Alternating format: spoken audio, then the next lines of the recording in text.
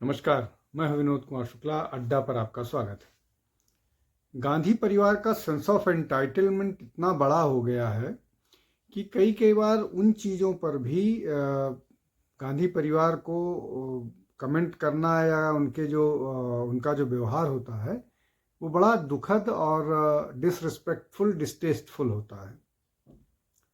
अगर आज के जो बातें सामने आ रही हैं कि किस तरह से उन्होंने नेशनल एंथम को डिसरिस्पेक्ट करते हुए वो नज़र आ रहे हैं, वो अपने आप में बड़ा दुखद है। और अगर आप उस वीडियो पर देखिए तो राहुल गांधी अपने कार्यकर्ताओं से हाथ मिला रहे हैं और फिर अचानक उनको लगा कि शायद ये सेकंड थॉट्स में कि शायद ये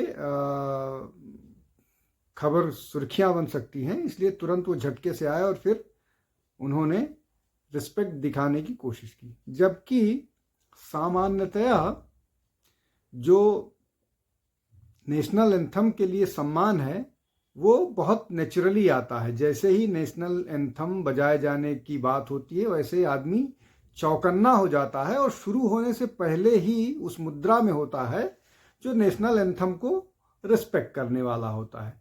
अब ये लगातार ऐसा जो बातें हैं वो आ रही हैं, लेकिन जो बात मैं कह रहा हूँ या राहुल गांधी के बारे में जो इस तरह की बातें हैं उनमें ये शायद ये सारी चीज़ें बहुत नेचुरली नहीं आती हैं, इसलिए कि उनका प्रश्न हमेशा से नेशनल जो भारत के बारे में है उनका जो नज़रिया है वो थोड़ा सा ऐसा है जिसको लेकर के लगातार न केवल आलोचना होती है बल्कि आलोचना सही होती है।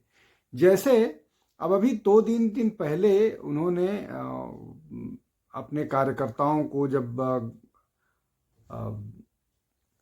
राष्ट्रीय कार्यालय कांग्रेस का इंदिरा भवन उद्घाटन हो रहा था तो उन्होंने कार्यकर्ताओं को संबोधित करते हुए कहा कि वो आरएसएस और बीजेपी से नहीं केवल लड़ाई लड़ रहे हैं बल्कि इंडियन स्टेट से भी लड़ रहे हैं। अब ये इंडियन स्टेट से लड़ने की बात करना अपने आप में लाइबल है। इस पर अगर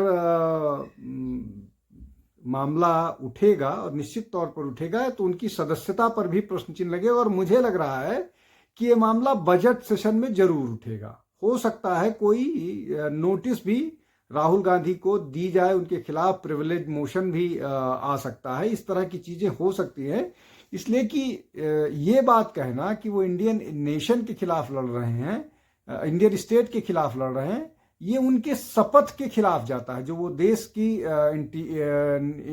नेशनल यूनिटी और इंटीग्रिटी की बात करते हैं, ये उसके खिलाफ जाता है।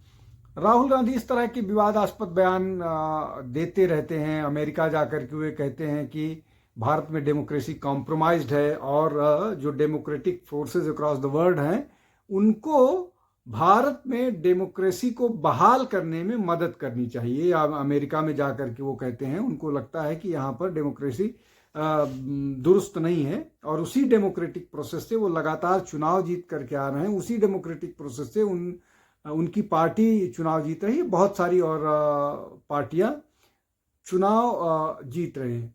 वो भारत को एक राष्ट्र, एक देश नहीं मानते हैं, वो भारत को यूनियन ऑफ स्टेट्स मानते हैं। इस तरह की बातें भी करते हैं जो भारत की यूनिटी को लेकर के ही प्रश्न करता है। भारत एक राष्ट्र है, ये संवैधानिक रूप से कहा जाता है इंडिया एज अ नेशन। अब उसमें जो परिभाषा राहुल गांधी निकालते हैं, उठाने की कोशिश करते हैं या लोगों को बताने की कोशिश करते हैं, वो विवादास्पद है। वो विवादास्पद नहीं, वो विवाद पैदा करती है। वो जो राष्ट्र की परिकल्पना है, जो नेशन का कॉन्सेप्ट है, उस पूरे कॉन्सेप्ट को ही क्वेश्चन करता है। तो राहुल गांधी का ये जो बयान है अभी या नेशनल एंथम पर जिस तरह का उनका वो जो उन पर लगातार ये आरोप लगता आ रहा है कि वो बीजेपी, आरएसएस और मोदी, इन तीनों से घृणा के चक्कर में वो देश से घृणा वाली स्टेज में पहुंच चुके हैं, और उसको डिफेंड करना कांग्रेस के लोगों के लिए मुश्किल होता जा रहा है। आज के लिए बस इतना ही। बहुत बहुत धन्यवाद। नमस्कार।